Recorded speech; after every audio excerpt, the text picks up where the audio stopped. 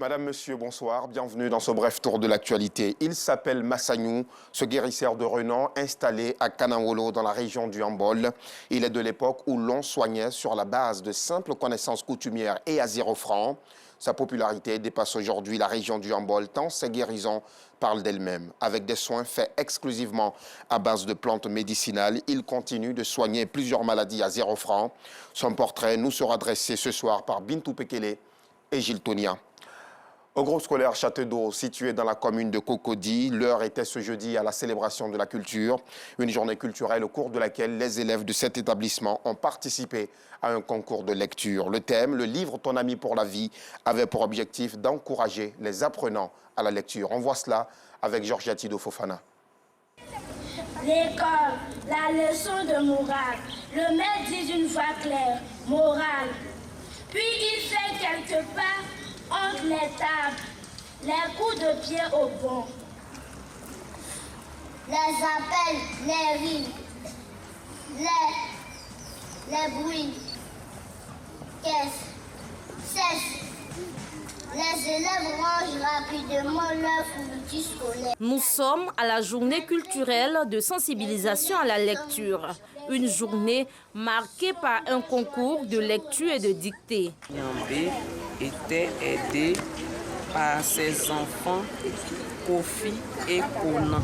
L'initiative est du club de lecture de l'EPP Château d'Eau 2 dans la commune de Cocody. L'un des grands constats amers que nous avons remarqués, c'est que nous nous sommes détournés du livre. Pourtant, savoir lire est une chance. La lecture enrichit, donne de nouvelles connaissances et nous permet d'être des leaders. La lecture nous permet surtout de savoir écrire et de savoir nous exprimer correctement.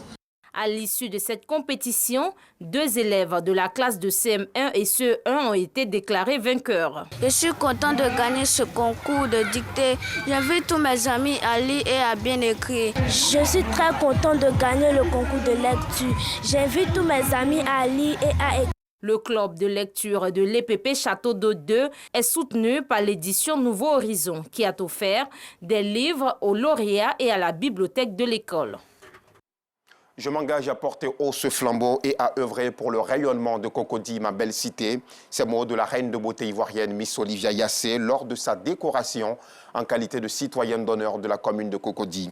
Lui remettant ce titre honorifique, le maire de la commune, Jean-Marc Yassé, n'a pas manqué de rappeler que les performances réalisées par la Miss Côte d'Ivoire 2021 lors du concours Miss Monde ont non seulement boosté la destination de la Côte d'Ivoire, mais aussi de celle de la commune de Cocody, son lieu de résidence. C'est donc un titre honorifique pour la remercier et l'encourager à toujours porter haut l'image de la Côte d'Ivoire et de la commune de Cocody.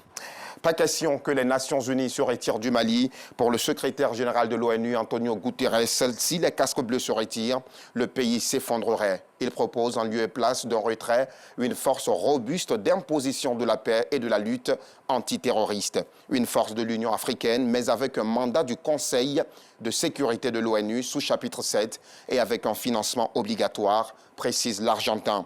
Le chapitre 7 de la Charte des Nations Unies permet le recours à la force armée en cas de menace contre la paix. La MINUSMA est critiquée pour les limites de son mandat et différents dirigeants africains réclament des prérogatives plus fortes.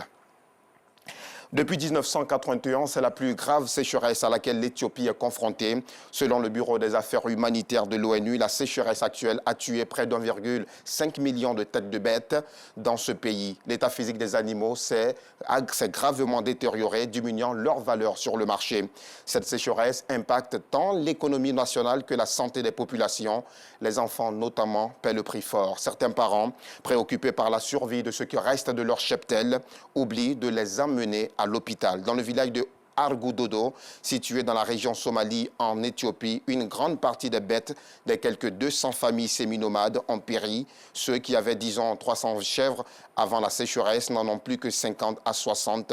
Chez certains, aucune n'a survécu, expliquent des villageois. Et puis l'élection présidentielle en Somalie se tiendra le 15 mai prochain. 4 candidats font figure de principaux concurrents face au président Mohamed Abdullahi Mohamed, dit Farmajo. Ce dernier brigue un nouveau mandat.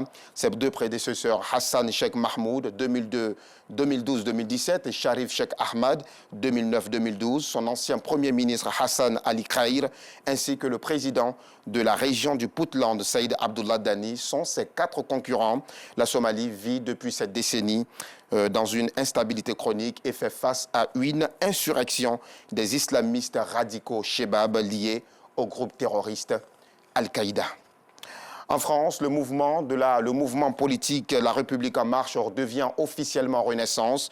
Ce mouvement créé il y a 6 ans par le président français Emmanuel Macron devient ainsi un parti politique. Un parti destiné à être fidèle à la volonté du président de la République qui est toujours de faire le choix des lumières contre l'obscurantisme et fidèle à ce que nous faisons sur la scène européenne, a précisé le délégué général Stanislas Guérini. Et pour finir, en un clic, vous pouvez donner des fonds pour aider nos défenseurs, sauver nos civils et reconstruire l'Ukraine. C'est avec ces mots que le président ukrainien Volodymyr Zelensky a lancé la plateforme de financement participatif, un financement destiné à reconstruire l'Ukraine. Fin de ce flash, rendez-vous à 19h30.